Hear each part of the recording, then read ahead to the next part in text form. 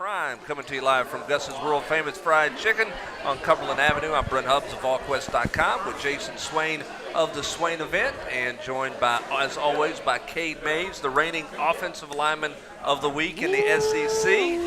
And happy to have with us to my left, this is Ollie Lane, who's one of the storylines for this Tennessee offensive line this season. Ollie coming out of Knoxville, getting his opportunities, and certainly, gosh, I guess, are there memes of you now running down the field like shooting guns, or I mean, what was that? You had your head back going. I mean, what was that run like? What was that going on there? I mean, I've seen the videos, I've seen the pictures about 1,000 times by now. So I mean, I definitely say it was been turned into somewhat of a meme, but you know, it's just kind of like going back how I played in high school with a ton of emotion. And so, I mean, like, that was my signature go-to celebration, was the two hands up. So you was going, man. I asked you before the show, I'll ask you while we live, are you more sore from playing and hitting the Mizzou Tigers, or are you more sore from the run where you might have strained a hamstring or something? I've got some built-up endurance. I can run for a little bit of space. Man, how fun was that for you guys? I know anytime we sit here on a Tuesday, you're really thinking about the next opponent, right? You know, you play Saturday, you flush it as soon as Sunday, the sun comes up. But how fun was that for you guys, where like everything that you guys ran worked and you put up that many points? Yeah, I thoroughly enjoyed it. It was it was quite fun. I think that's the most yards like I've been a part of, most points, other than high school, definitely in college, most points, most yards I've seen. It was just like every play, like you knew, like when you lined up, this might be one that takes off for a touchdown, and it was special. Everything was clicking. For both of you guys, and I think, Cade, you were asked this today. I don't know, Ollie, that you were asking on Monday. When you come out of the huddle or you come off the sideline and you see it's a 3-3-5 formation. Mm-hmm. I mean, honestly, your eyes get big when you see that formation? Because, I mean, no. Body-wise, isn't that a better matchup world for you in terms of counting bodies in the box? Oh, yeah, you mean wide-eyed like, oh, yeah, let's do this. No, not wide-eyed like, hey, I'm worried about what's going. I mean wide-eyed like, we getting ready to have we got a chance to have a party here today. About to have a field day, slapping double teams on 2 of the 3. I mean, it's like you line up in a 3-3, really, I feel like 3-3 is like the easiest defense to go against, just because you're creating 2 double teams, you know, whether it's with the left guard and left tackle and the center and right guard, or whether it's the other way with the right guard, right tackle, center and left guard. You're creating double teams every play. So I enjoy going against a 3-3. I think it's the easiest defense to play against. Did it surprise you? It did at first, but I mean, just kind of going back to like when we install everything, I mean, we install it both for 4 down and 3 down. So I mean, like, we had all of our rules in place. So I mean, it was nothing that really caught us by surprise. But given the number of yards they've given up, were you surprised that was the formation they chose to try to defend you with? I guess I would say yes, because honestly, I mean, like Cade said, it's an easier front, I feel like, for us to block. I mean, it definitely, I feel like it's easier for me to block because, again, you create so many double teams, and that way you can create bigger holes, more opportunities for big runs. You guys, I mean, you saw it against Bowling Green, and you had great success to get it. How much did that further the confidence? Like, oh, we've seen this, and we tore it up pretty good the first time we saw it. I know this is an SEC team, but we've seen it before and had success with it. How much confidence did that even further give you? Yeah, definitely, because it wasn't like something that, you know, we went out there and we're just blind. You know, I mean, it was a defense that we've seen before, saw it first week, and it was kind of the same scenario. We prepared for 4 down all week, came out there on game day, and it was 3 down. So, you know, you just make those adjustments, everybody gets on the same page and stuff, and so once you get that down, it's rolling. What does it feel like when you get ready to go out there and you feel like you can run essentially anything, whether it's a run game or the pass game, that you know what I'm saying, you've got control of the game at the line of scrimmage? What does that feel like? I mean, it just feels dominant, like any play, like I said earlier, like any play can go for 7. So, I mean, you just feel like you've got control of what's going on.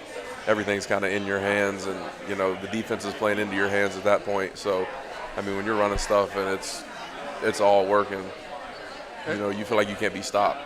At what point during the game did you guys know that you were imposing your will, and, you know, maybe the enthusiasm from the other side wasn't as high as it was maybe at the beginning of the game? I mean, watching it on TV, I can just kind of tell it was early in the game, just from my point of view. But for you guys in the huddle, you guys are, well, not really the huddle, but you guys in the trenches. Like, what moment did you tell, like, yo, these guys are really, really feeling us right now? Man, honestly, the first drive, because all three of the D linemen that were running the 3-3 stack, all three of them were, looking to the sideline trying to get a sub. I mean, already? We're 8 plays into the game, so I mean, you feel like, okay, like they might not have came to play today, but how you tired in the morning? It's crazy, and it wasn't hot; it was rainy. Yeah, man, it's a perfect day. Wow, that's crazy. That's crazy. 8 plays in. Well. For you, Ollie, what's this feel like? What's this like? What's this? Even going back to Bowling Green, what's this 5 games been like for you? What is it? What can you kind of put into words what it feels like? I mean, I can try to. It's been a lot. It's been very exciting. It's been an amazing experience. Being someone again that comes from the area that's been raised up to bleed orange and white. It's been a dream come true, and just being able to finally do my time, pay my dues, and then eventually see the results pay out for itself is something that's been amazing to see. And again, I'll go back and say, I'm living the dream. So. Cade talked about this last week about, highly ranked 5-star guy, but he goes to the first practice, and I think it was Roquan Smith, you said that you didn't even get your hands on him. You're like, okay, wait a minute, this is totally different. But what was that first spring like for you? I mean, was there moments where you went home and you went, I don't know if I can do this, or was it like, okay, I'm smart enough, I've just got to be patient and just go to work? I mean, how was the emotions for you early on? I mean, at first I definitely was like, I don't know if I'm going to be able to adjust to this. And then as it went on, I was like, I just got to continue to focus on this new technique that I'm learning for the first time, learning how to pass that, learning how to change literally everything that I did from an offensive line standpoint to be able to play in these kind of offenses. But as I continued to go on, I took hits. I got ran over by a couple of good defensive tackles like Shy Tuttle my first day of practice. But as I went on, it continued to more and more stuff clicked for me. And then as I got smarter in the game as well, being able to know plays inside and out, being able to know how to run an offense, how the coach wants it done or how we envision it being done is something that's kind of helped me along the way. You mentioned that you grew up bleeding orange and white. Do you remember the age where you told yourself, I want to play at Tennessee? Do you remember that exact moment? How old were you? I mean, I would probably say it probably started from birth. My dad's from Powell, Tennessee, so, I mean, that's just right down the road. So, I mean, everything's been Tennessee. Like, we go to football games, it was in Neyland. So. There it is. Kay, I'm looking at your Twitter right here, and I'm Twitter stalking you. Yesterday you had a tweet that says, this team is special. Couldn't do it without all 11. Handshake emoji. It's after the SEC tweeted out that you were the offensive lineman of the week. Just what do you mean about this team being special? What do you mean, man? Man, I feel like we're really just coming together at a good time. I mean, we're not peaking too soon in the season. Everything's just kind of clicking. Everybody's playing hard, man. First 5 games, everybody goes out there and puts unbelievable effort on tape. And, I mean, for all 11 guys to just go out there and play hard, play for each other, I mean, that's a special thing. Yeah. I mean, there's a lot of teams and that, one guy's pulling it a separate way and things just don't work out. So, I mean, you have all 11 guys coming together, playing hard, playing for each other, then, it makes it easy. I mean, and the second part of the tweet, couldn't do it without all 11. I mean, the 4 guys that were up there with me, I mean, played so hard, technical, made no mistakes. I mean, few mistakes, but I mean, I made mistakes too. I mean, just so little mistakes and no penalties. Just had a really clean game, from the quarterbacks, wide receivers, tight ends, guys up there with me, running backs hitting the holes. I mean, it takes all 11. It's not like there's no football award that's just, I mean, this is one person's award. I mean, it's all 11 guys that are out there with them. So. How do you guys block out the noise? Because there's noise when you lose a game, and people are offering criticism and offering advice like they've coached football for 30 years or played football for 30 years, even though they didn't. So you got those people, and then when you win, you got folks telling you how great you are, and they are looking forward maybe a game. You know, there's been talk about next week because of the time being released. How do you guys make sure that you're staying focused and you're not letting the outside noise get the best of you? Because everybody's loving the 60-point output and telling you guys how great you are. How do you ignore it and keep working? Personally, me, just ignore the bad, ignore the good, because like you said, I mean, nobody that's giving you all this praise or criticizing you has ever done it at this level for the most part. Yeah. Just drowning all that out. Once it's all fine and dandy. We went out and scored 62, had 600 yards of offense. I mean, that's all fine and dandy, but there's another week. I mean, we've got 7 more games, however many. But I mean, you got to do it week in and week out, and you just got to flush it. Don't listen to the negative. Don't listen to the positive. You know what you have to work on, and you got to go perform the next week. I know your personality, so I know the answer to this, but I'm going to ask it anyway. Is it harder for you because this is all new? I can't imagine how many text messages you had on Saturday night, Sunday, from people you probably hadn't heard from in a while. A lot of people you had been in, had contact with. Is it? Do you have to really focus on? Okay, I can't get caught up in really talking about what happened the last 3 or 4 days with, high school buddies that call or people like that. I've got to really get myself back in the film and get ready to go. Do you have to really fight that, or is that just one of those givens that, hey, I'll get to you in the open date or whatever, and that'll be the end of it? Yeah, I mean, it's kind of something that, like, I've been able to honestly, like, after the Bowling Green game, I had thousands of text messages, tons of people tweeting at me and stuff like that I haven't really talked to before in the past. And, it's just kind of something that I'm like, all right, this is happening now, but it didn't happen before, so it's not going to change me. It's something that it's nice to have people want to contact me and tell me all these good things that I'm doing, and I appreciate it. But, I mean, there's still more work to be done. I'm not as good as I could possibly be. And so, I mean, I take it, but at the same time, like, I understand, like, what else needs to be done to continue to grow at the rate that I need to. Any third cousins reach out like, hey, Ollie, I'm your cousin on your mama's side. I saw you on TV, Ollie, doing your thing. What's up, man? Let me get some of that scholarship check, Ollie Lane. You have any of that happen, man? Guys that you haven't talked to, people you haven't talked to that claim they were your family members? I mean, I had guys that I used to play middle school basketball with put me on their on their Instagram stories and stuff, and texting out to me, and I was like, man, I haven't talked to you in about 10 years, but I appreciate it. We did it, Ollie. We did it, man. We was in the gym together working out. We did it, baby. I mean, for both of you, but start with you, Ollie. How much easier is it to go to work this week, knowing you had success, but also knowing you're scratching the surface of where you can go as a player? Does it make it easier to go to work this week, that you're like, hey, I can get dialed back in? We had a great day and I played well, but there's so much more I can do. I would say that, like, it kind of helps, like, hones in the focus of, like, all right, this is me playing at a really good pace, a really good spot, but I mean, now I can really nitpick, point out, like, the little things that I need to correct, the little things that need a little bit of tweaking.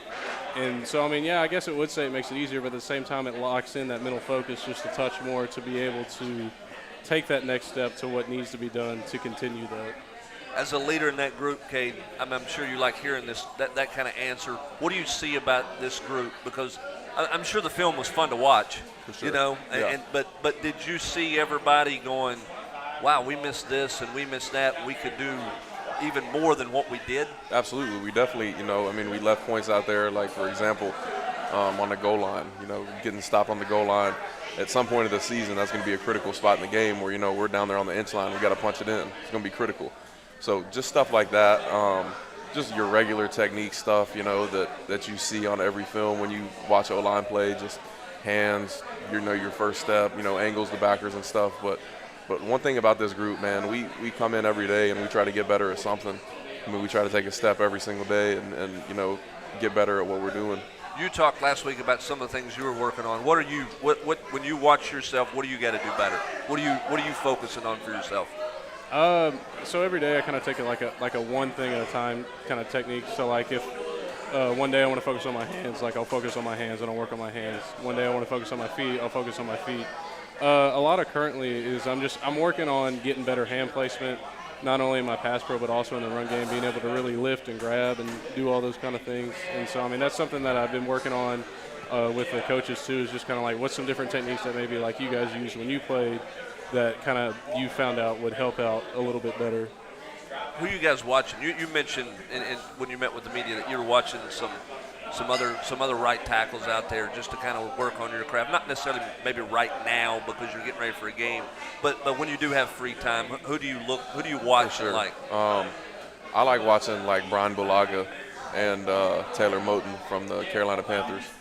Brian Bulaga has been playing right tackle for 10 years. You know, he's had great success. He does a lot of things very unorthodox, you know, with his set and his hands and stuff, but just like little stuff that you can pick up on. Maybe if it's one play out of a game where, you know, an NFL guy does something, and you're like, wow, like that was crispy. You know, try it in the next practice, see if you can work on that stuff. I watch left tackles too. Like I watch a lot of Teron Armstead, which, I mean, probably couldn't incorporate much stuff into my game from his because, you know, he's like a 4'6", 40 guy. But I mean, just anything you can take from somebody. Just little tweaks. Tiny things, like stuff that if you like I could put you, like take you and set you down and like we could watch the same play, like stuff that you would never pick up on. Like, and no one would pick up on it, but it's just tiny little things that they have, you know, woven into their game, their little toolbox that they do. You watch stuff like that? I do on occasion. You know, one of the guys that I would probably say I spend most of my time watching is, you know, just Trey, because Trey showed that he performed at a high level in this league. And so, I mean, going back and watching his old film, watching his film currently at the Chiefs, you know, it's something that I can, like, because knowing how Trey operates, like, I can see, like, all right, this is how he does this is how he does that. It's something that I can, like, take and, like, I have a good feeling like I could replicate it. What are some things that you have learned from Trey? Because that was my next question. You know, you had a guy that was right there in the same meeting room as you guys just a few months ago, and now he's out here pancaking NFL guys for you know, a championship caliber organization. So, like, what are some things that you have learned from Trey just playing with him, whether it's his preparation, whether it's his, you know, his mindset or his approach, whatever? Like, what have you learned from him? I mean, I would say one of the main things I learned from Trey is just like his approach. His mindset to the game is something different. That is something that I would like to be able to continue to replicate and put into my own practice. You know, he goes in every week and it's a work week. He goes in every day and focuses on what he needs to work on to not only make himself better but the team better. And on those same lines, you know, watching him, he plays with a great low center of gravity. He has great hands, great feet, and that's something that I would like to incorporate in my own game. Heavy hands, right? Heavy hands, yeah. Unbelievable set.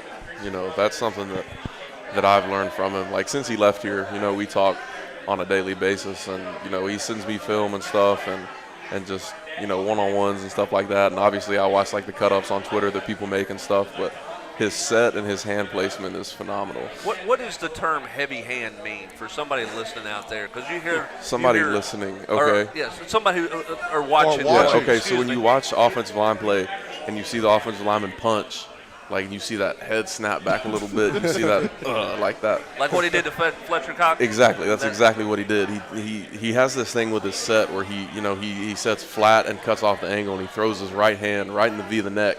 You know, it just snaps those heads back, and like it just kills the whole rush. Whew.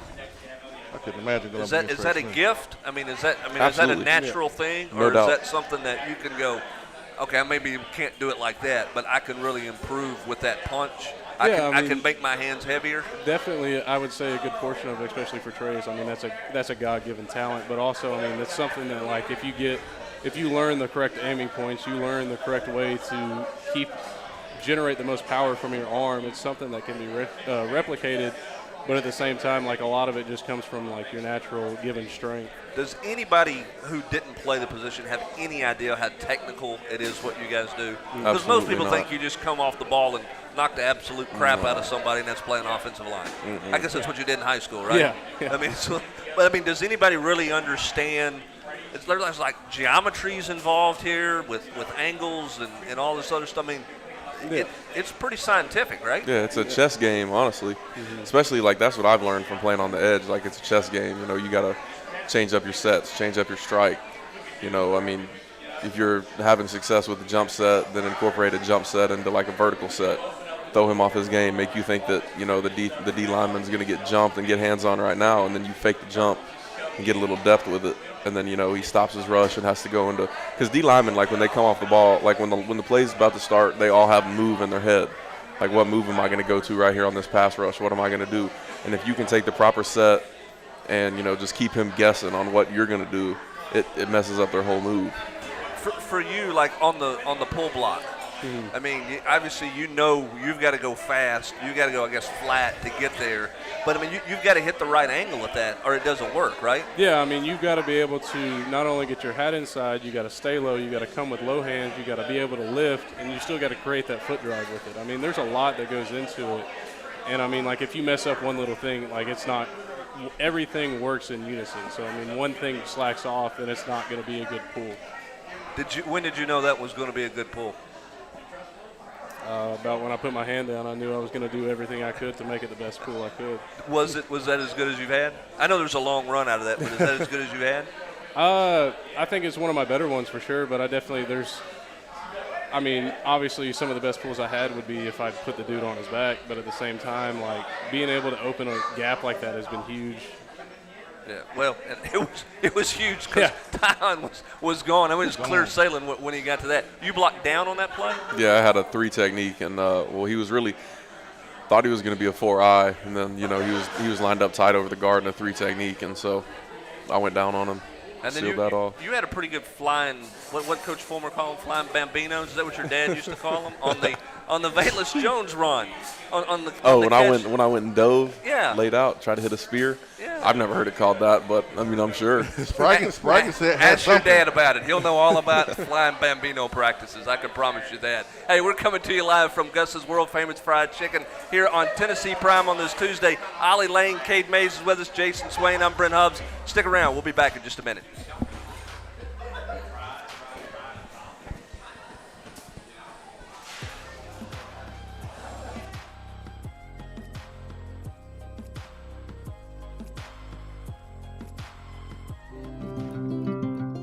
Bite into that crispy crust with just the right amount of spicy, and you're going to taste the tender, juicy, succulent chicken that is Gus's world-famous fried chicken. A timeless Southern tradition that started over 60 years ago in Mason, Tennessee with a secret family recipe. Gus's has stood the test of time and spread throughout the world.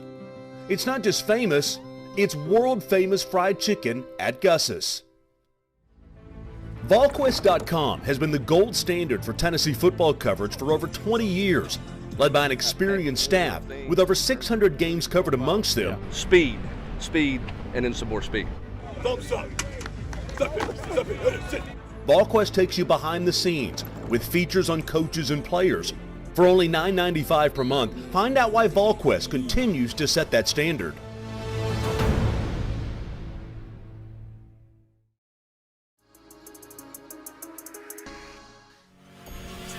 Ever wonder what the best source of Tennessee and college football talk is? Tune in to the Swain Event every morning from 7 to 10 a.m. You can listen on the Swain Event app or catch the live stream on Twitch, Twitter, YouTube, or Facebook Live. If you can't listen in real time, it's all good. Just click on the podcast icon in the app and listen at your convenience. Get all the information on the Vols all year long with the Swain Event. You will not find a better mix of Big Orange news and opinion anywhere else.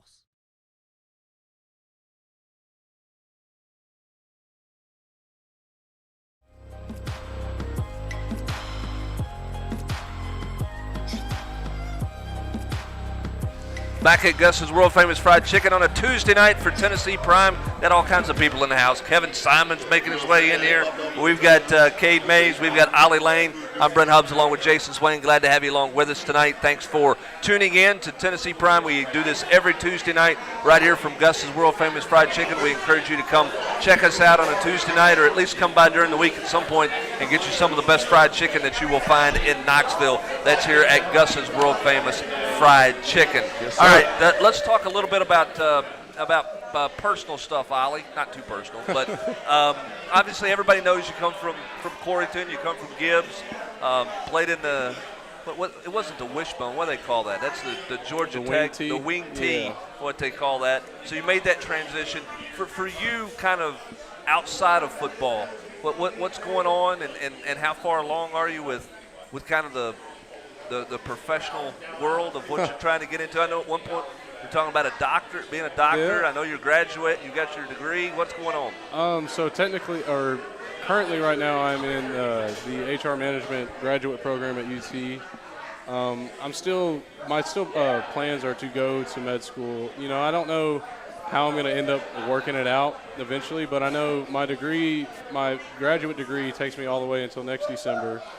And then I'm probably going to take some time to, study for the MCAT. I think I still got a couple prereq classes I got to take for med school that eventually apply to multiple and see which ones accept me and then go on in. So that's over my head. I know. I was over here thinking like, yo, he's way smarter than me. That's what I was thinking. I was even afraid to even ask a question because I didn't want to sound stupid. Asking him a question, he's so smart. My goodness. MCAT, what is that? Yeah, don't ask me about it. Hey, what is that, man? No clue what that is right there. So, okay, MCAT. you gonna be his assistant? Is that No. after football, you be his assistant? Cade's thinking, can I get an MCAT out of the tree stand, or do I got to be on the ground? Sounds like an animal. Man, wow, that's fabulous right there. All right, let's just do a little bit of a scouting report here, a little bit on South Carolina. What do you guys, what do you see out of their defensive front? What's their challenge, and how different is it this week compared to what you went through last week? For sure. I feel like they're coached really good. They play with good pad level, good hands, good leverage. They're good at taking double teams on the edge. They've got 2 really good rushers. Use their hands well in pass pro. Good job going speed to power and stuff like that, setting the edge, pressing the pocket. Their linebackers, they're fast. They fit really well with their defense. They're physical. They're good at taking on blocks, getting off of them. When I was looking at the depth chart, I saw they had like 4 or 5 super seniors, with the COVID year and stuff. So they're a really old bunch. Like they got a lot of time under their belt. I think they brought in some transfers too. So They got some guys that's gonna be playing on Sunday, no doubt, on that front, and they got a guy that may be drafted in the first round. So, when you're going up against someone right in front of you that you see possibly has a chance to go in the first round, what does that do for you guys as far as opportunity to kind of, prove yourself and hopefully have a good outing against them, so that way it improves your NFL stock? You just play your own game. Yeah. Just play your own game. You don't play into the going against the first rounder or something. You just play your game. Do what you do, and it all works out in the end when you do that. You play hard and just don't try to do anything too crazy. Don't try to do anything special. Do what you do. Play your game. Everything will work out. For you, what about them on the inside? What do you see? They play real vertical. They like to get their hands on you, kind of push the pocket. They're big pass rushers. They like to use their hands well, swipe your hands away, kind of work your edges. And double teams, they're gonna play primarily into the guards. They're gonna try to strike up the guards. And so it's a good opportunity for us to maybe work more like getting other people up to the second level, and then being able to actually show from a guard standpoint, our ability to fit and drive and finish blocks. Go ahead. I want to know I want to get a little bit away from South Carolina, but definitely go right back. But I want to know the personality of Glenn Ellaby, because usually offensive line coaches that I've been around are the ones that are rah, rah, rah, rah, rah, rah, rah, really, really hype, really, really intense. And it just doesn't seem that way from my point of view. But just what's the personality like for Coach Ellaby? In practice, is definitely energetic. Kind of like what you were saying, just bringing a lot of energy and stuff. But on game day, he's super calm. Like when you come to the sideline to do adjustments and stuff, he's super calm. Whether the drive just went bad and we busted somewhere and gave up a sack or something, he's really calm. We'll come over there and tell everybody sit down, calm down, get it on the board, write it down, figure out what we can do to stop it the next time. But that's been my biggest takeaway from him, is just how calm he is on game day, how good he is at sitting us down and drawing things up and getting us on the right page. But as far as practice and in the meeting room, he's got a lot of energy. Does it fit your personality? But your guys, you like that style? Yeah, for sure. I mean, as opposed to somebody who's maybe a little more not as calm, I guess, on game day. Or do you notice it that way? Yeah, I mean, it's definitely something that I personally prefer as a coaching style. He's one of those guys that he's going to sit there and he's going to talk to you. He's going to have a conversation on, like, well, you did this. Like, we're going to talk through it and see, like, this way is better. Let's talk through it. Let's see, like, why you couldn't do it, or maybe, like, why it needs to be done type of coach. He's not going to sit there and just yell at you because you did something wrong. He wants you to fix it. And, it's almost like it is like going to a job, like you have positive communication breeds positive work performance. Yep. How sore were you? I mean, because you played 45 snaps or so Saturday. Is that right? Correct me if I'm wrong. You played every offensive snap? Yes. Was that like 70 something? Yeah, that was like 76, thereabouts. I definitely, as soon as we got on the bus, I fell asleep. So, I mean, I was tired, but, I mean, it was honestly, when you're having fun, you don't really notice about how sore you are until it hits on Sunday, and then you go in and get some treatment, and the next thing you know, good as new. Are you guys surprised? I mean, I know we've asked this question about, you mentioned Missouri, but like one possession in was like looking for a sub. Are you guys, I don't want to say surprised, how impressed are you individually with how well you guys are holding up and handling, the conditioning and the tempo and playing at the pace that you're playing at and playing the volume of snaps that you're playing? Yeah, we've definitely, played ourselves into shape. Just going into practice every day, having those long drives, those scrimmages, where you just grind it out, gut it out drives that, you were like, dang, I don't know if I'm going to finish this. And, you just play yourself into that shape. And then, like, early in the season, like the Bowling Green game, we had 87 snaps. So just continue to playing yourself into that good shape. And you find yourself, like, in the second quarter, like, not tired, calm, just.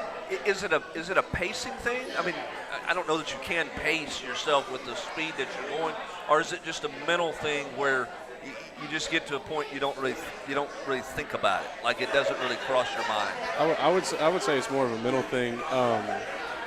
You can be tired, but you can trick yourself into saying that I'm not tired. It's one of those things where it's like if you think about what the outcome's going to be, it's something that's going to drive you to continue to push yourself past what you have set the limit for yourself to be, thus creating new limits. Did you feel like you were a lot more tired after Bowling Green playing that second half and the last three quarters versus playing every offensive snap against Missouri? Honestly, I would definitely say, yeah, I was a little bit winded, but I mean, like, as I've continued to get more and more playing time and as I continue to push myself harder and harder in practice, I continue to increase my gas tank. I keep getting more and more volume to be able to play at. Is that the key, to make sure that you go as hard as you can in practice so you keep it up? Or do you guys run a bunch after practice? Yeah, no, just playing yourself into shape in practice, because running, like, you can run as much as you want to.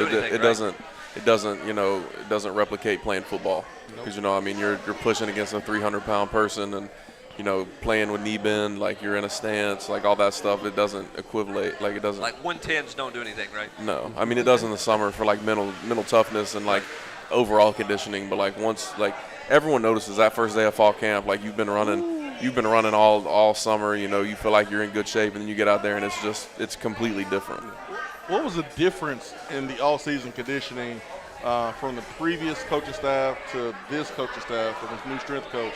Because I would imagine, like, the runs will be different. How you condition will be different. I'm pretty sure the lifts are different. But, how was the off-season conditioning different from the previous staff for you guys? It was a lot different. With the last staff, it was like just a regular lift, and then you go out on the field and run, gassers, 110s, different type of conditioning like I was just talking about, just straight line running stuff like that. With this staff, we never did 110s, gassers, half gassers, sprints, nothing like that. What y'all do in the summer?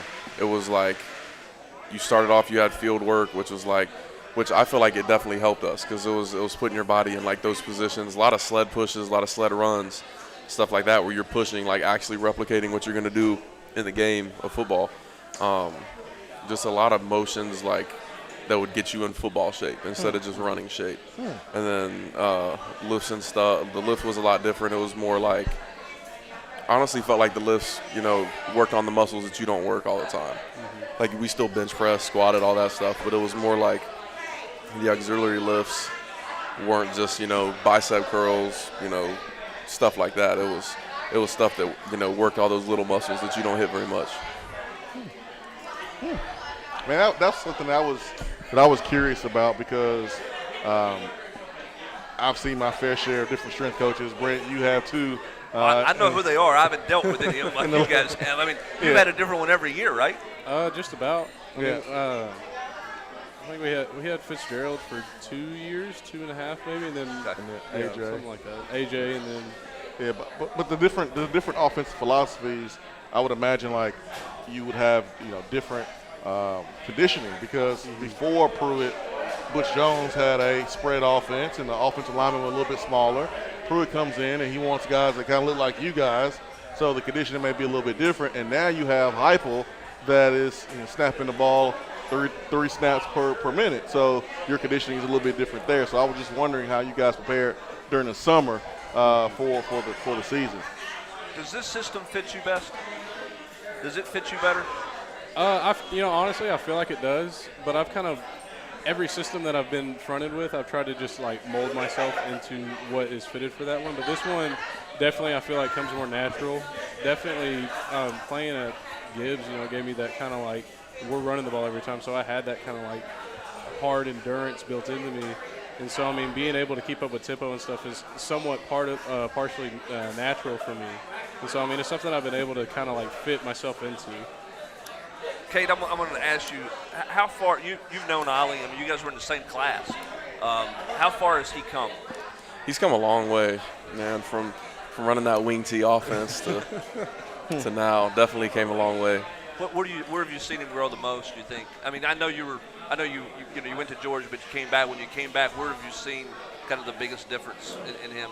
Just overall football. Just, you know, obviously, like, I couldn't imagine going from like a wing T offense to coming to college and like learning how to pass block and stuff and like how much different it is than like, because didn't y'all play in like a 4-point stance like on offensive line? Yeah, like just it was pretty much my defensive line stance was my offensive line. Yeah, see, like that's crazy. Like the learning curve, like people don't realize like how hard that is to like change.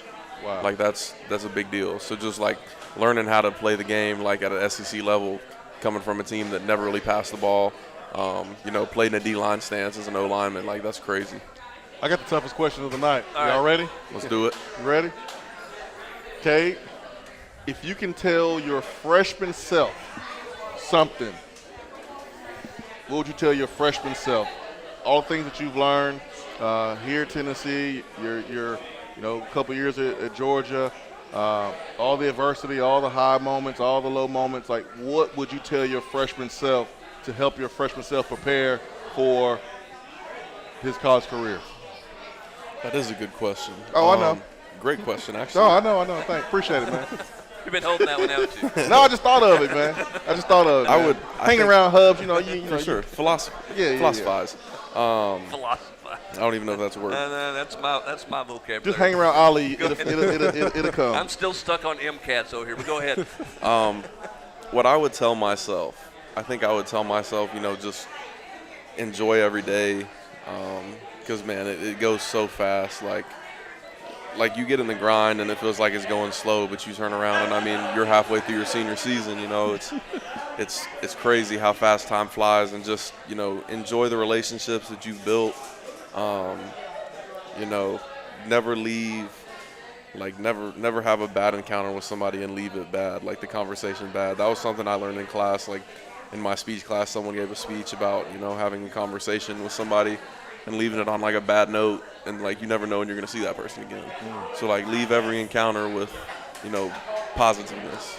And just, I would tell myself that, enjoy every day, find one thing a day to get better at, whether it's, off the field, on the field, in the classroom, just whatever it might be. If you're struggling as a person, like find something that'll help you in that aspect. Struggling on the field, find something that'll help you in that aspect. Just, learn and enjoy life, for sure, because it's short.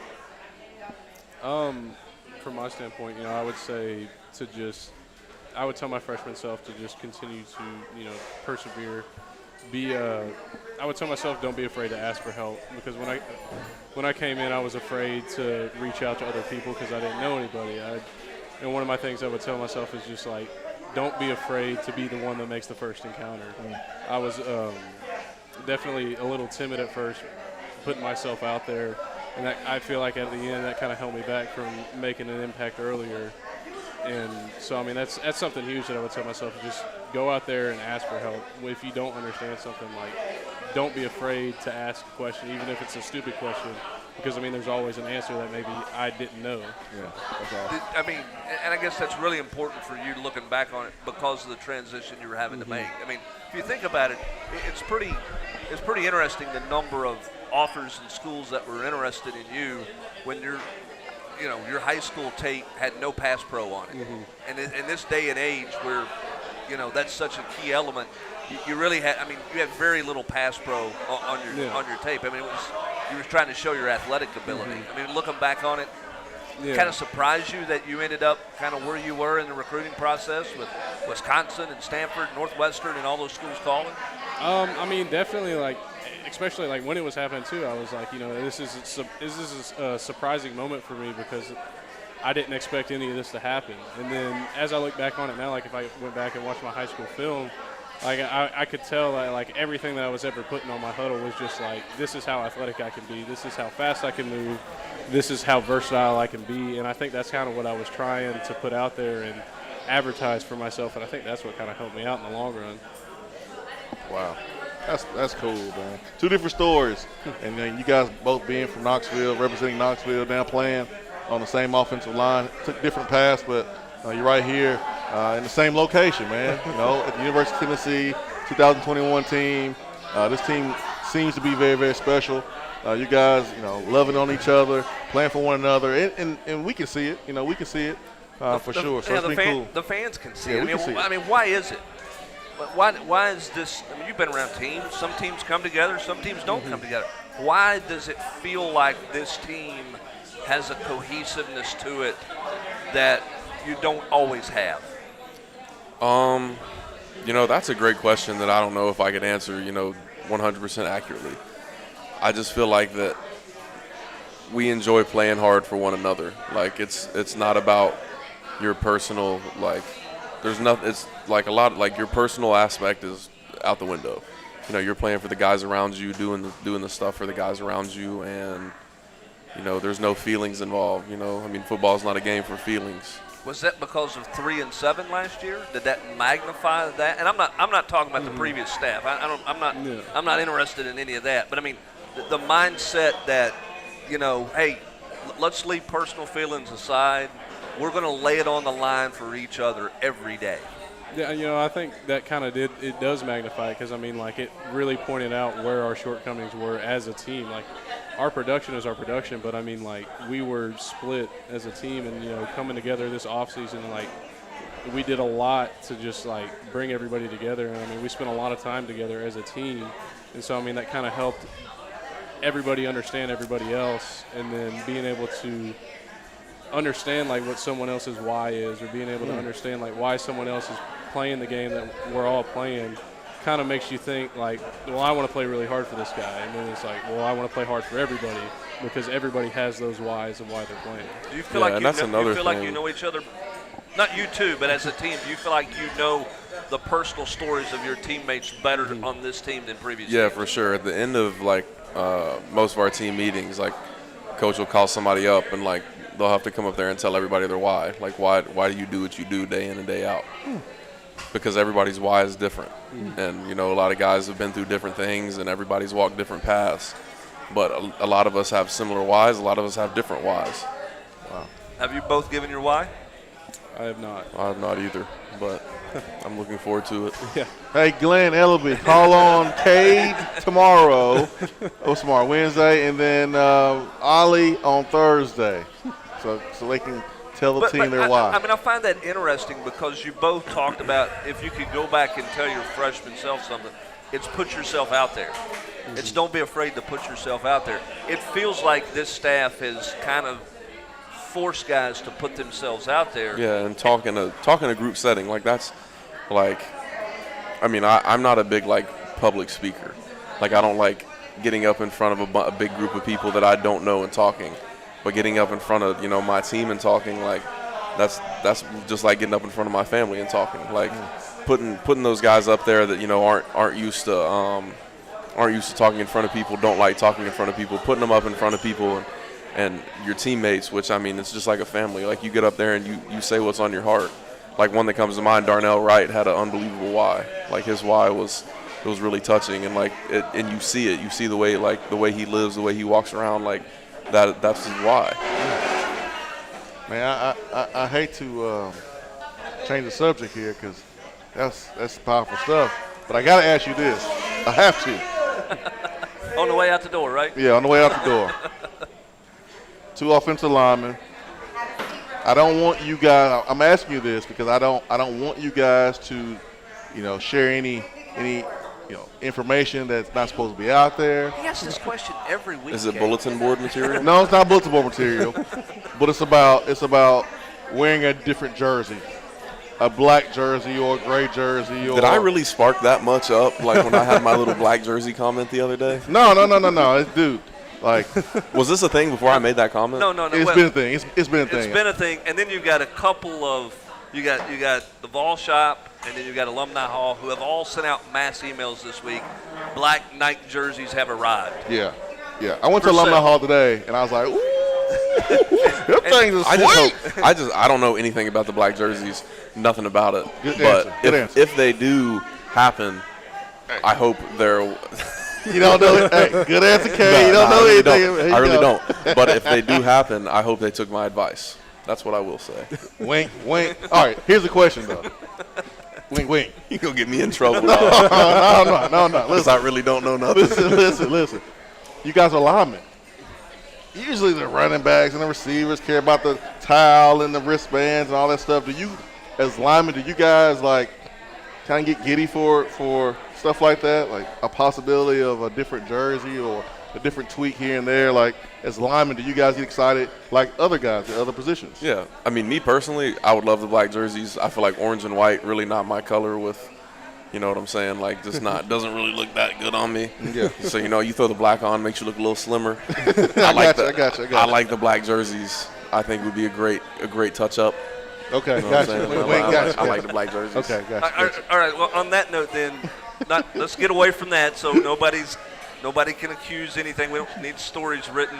Although we get some publicity for Tennessee Prime, that might not be bad either. I ain't trying to get anybody in trouble. I just want to know how I'm long. going to make this official again. I have no idea about the black jerseys. I brought it up 2 weeks ago and had no idea that it was even a thing. I just want to know if linemen get excited about the possibility of those things, like skill position players. That's it. That's all. Look, I mean, Jason's a receiver. He had to have a visor, right? He had to have. I mean, you Wristband. had wristbands. You're like, Yep. You guys have to have anything? I mean, are you like a? I mean, some guys got a sleeve. They got an arm sleeve. They got to have this, that, the other. I just need my ankle braces and my ankles taped. And a knee brace, right? And my knee braces. I mean, if I could take them off, I wouldn't. Like, that's not an essential. If I didn't have to wear them, I definitely wouldn't be wearing them. But that's a time for a different day. We'll do that at the end of Tennessee Prime at the end of the year, right? For you, I mean, is there? I mean, you got a T-shirt you got to wear. You got certain the things. You got armbands? No. Does he wear armbands? Does he wear the real tight ones? He did on one occasion. I don't think he'll put them on again. Was that ugly? Did you have a field day with that? It was pretty bad. I think the O-line had a field day with that one. What was the story on those, and when was that? Or do you just want to forget about that one? I mean, it was when we had our pictures done this year. I was like, all these people are putting these armbands on. Like, I'm going to put them on. It's going to make my arm look really big. Instead, it just exposed how fat my arms are. So. Looked like a tourniquet. Remember the Ultimate Warrior wrestling? It was like one of those, like Baker and the butchers will like wrap the twine around the pork loin. Yeah. Hey, the O-line had a field day with that picture. Oh man! But Ollie's good about it. He laughs He's a about rump it. roast. It's funny. That's great. Ollie the rump roast. So I mean, you don't have to have. Aside, those are obviously gone. Anything else for you, or are you pretty? The only thing that I need to have is I like to have my gloves on and the tape over the gloves on my wrist. That's the only thing, and it's got to be through the hand. I hate getting my thumbs taped. It always cuts off the circulation. Okay. That's neat. You got to learn how to do it yourself. Yeah. That's neat. Right? I learned how to tape my own wrist. Fun fact about me, I've never had a trainer tape my wrist since I've been in college. Actually, the first day, they taped it too tight, and I walked in my meeting, and all the O-linemen were in there taping their own wrists, and I was like, wow, these guys are in here taping their own wrists. So from that day on, I have never let anyone else take my wrist. I take my own wrist. Really? You know.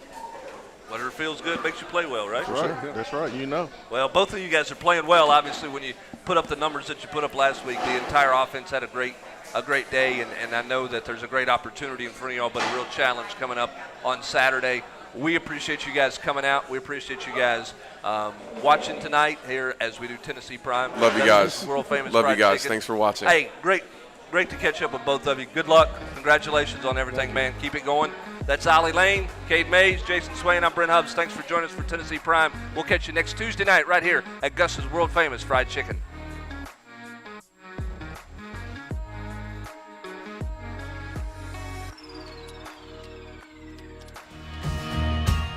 Locally owned, Gus's is located on Sutherland Avenue and has been voted the best fried chicken in every city they've ever gone to. Throw in some delicious and mouth-watering sides, and it's easy to see why Gus's is a must-have at your dinner table. It's not just famous,